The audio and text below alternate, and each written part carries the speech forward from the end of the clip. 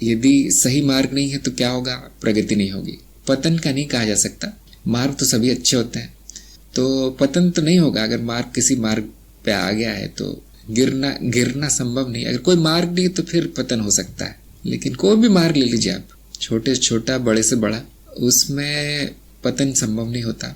कितना उचित है वो मार्ग, उस पर निर्भर है कि आपकी प्रगति होगी या नहीं। तो हम क्या कहते हैं कि जहाँ प्रगति हो रही है वो आपका मार्ग है, उस पर ही चलना है। तो अक्सर यही होता है कि लोगों को स्वाद चखना पड़ता है 2-3 मार्गों का, फिर जहाँ प्रगति होती है, जहाँ अच्छा लगता है वो मार्ग है, बाकी को फिर भूल जाना है। और अगर आपकी प्रगति नहीं हो रही है, बिल्कुल छोड़ देना है, दूसरा कुछ कर लेना है। और यदि गुरु के अभाव के कारण लोग मार्ग बदल लेते हैं तो कोई बात नहीं, कम से कम बैठे तो नहीं है कि गुरु नहीं है।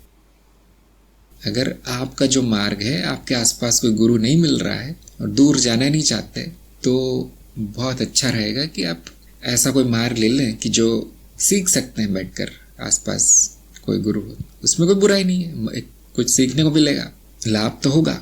अगर बैठे हुए हैं कि नहीं इस मार्ग का कोई गुरु मिलता नहीं है, तो बैठे नहीं रहना है कि जब तक नहीं मिलेगा तब तक मैं कुछ नहीं करूँगा, उससे कोई लाभ नहीं होगा।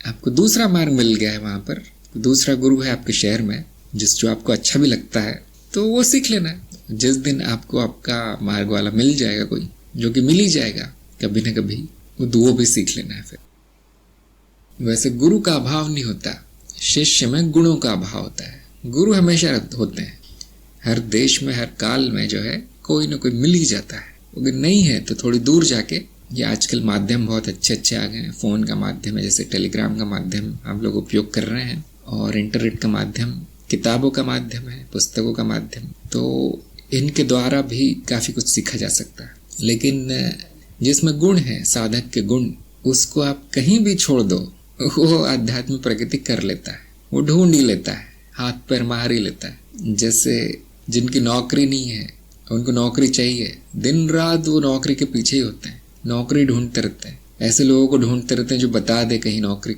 ऐसी किताबें पढ़ते हैं, ऐसे उन पेपर जब सुबह आता है तो सबसे पहले उसमें देखते हैं कहाँ नौकरी मिलेगी आज, वहाँ चले जाते हैं वो फाइल लेकर अपनी, तब तक करते रहते हैं वो जब तक उनको नौकरी नहीं मिल जाती। क्यों? क्योंकि सबसे आवश्यक उनके लिए वही है, और अगर उनकी पसंद की नहीं मिली तो कोई और कर लेते हैं, लेकिन बैठे नहीं रहते। चलो जब तक मेरी वाली नौकरी नहीं मिलती दूसरा काम मैं कर लेता हूँ, ऐसा सोच के कर लेते हैं, और फिर भी उनका प्रयास चलता रहता है दूसरी जगह। तो ऐसे ही साधक है, जिसमें गुण है और जिसको आवश्यकता है, जिसमें अध्यात्म की प्यास है, लालसा है, वो कर ही लेता है। वो ये सब बहाने नहीं बनाता कि गुरु नहीं है और ये नहीं है वो नहीं है, या मुझे ये संस्कृत नहीं आती, मुझे हिंदी नहीं आती, को सीख लेता है।